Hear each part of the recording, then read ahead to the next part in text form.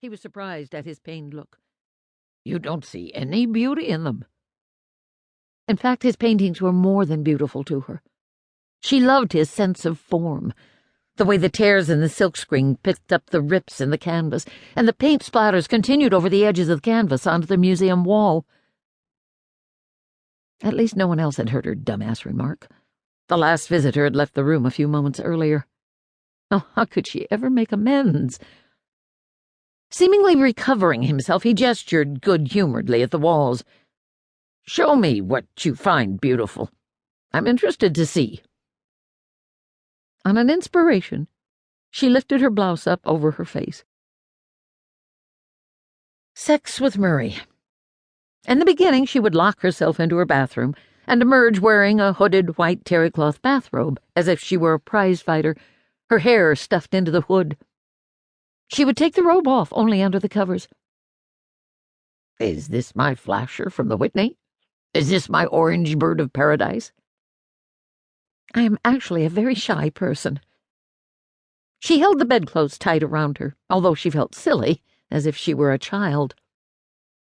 Murray was sitting up in bed wearing his eyeglasses, indifferent to his own naked body, his chest a motley, thinning jungle of black and gray and white, the muscles of his arms and legs stringy. "Are you putting your diaphragm in down there?" "Don't worry," she called up through the yellow-checked cover, her voice muffled. "I'm not worried. I just thought maybe you wanted some help. I'm a dexterous type." She shook her head. "I can handle it." "I'd like to handle it."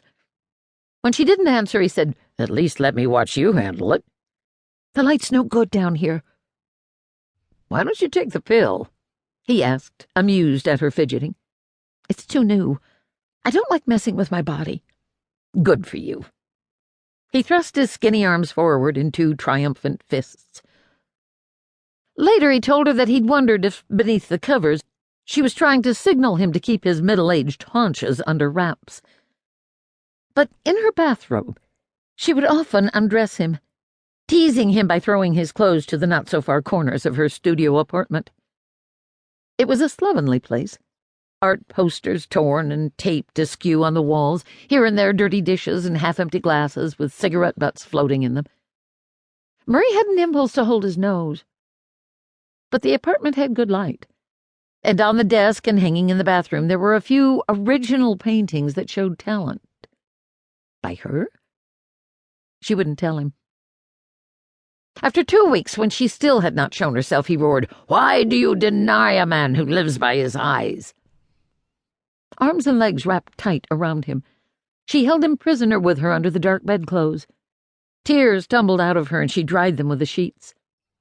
"I've only slept with boys, mostly in the backs of cars. I'm sure you've had models and mistresses," she was wailing, "mature women." "Oh, my dear," he said in that old-fashioned, stilted way he had when he was moved. "I am less experienced than you think.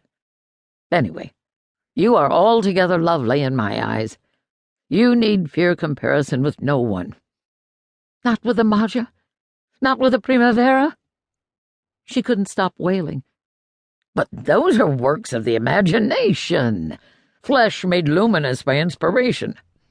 "What about your daughters?" He had 2 grown daughters and a son. "What about your wife?"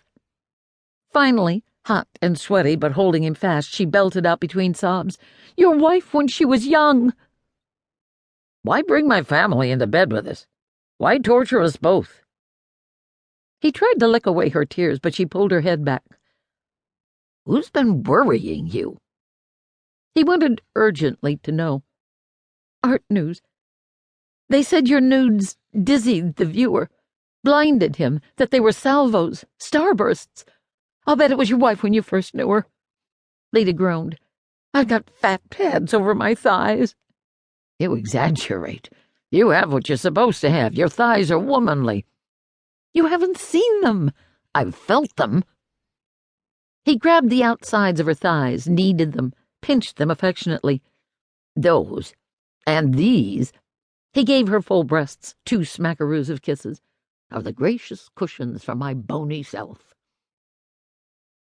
Even when the air conditioner gave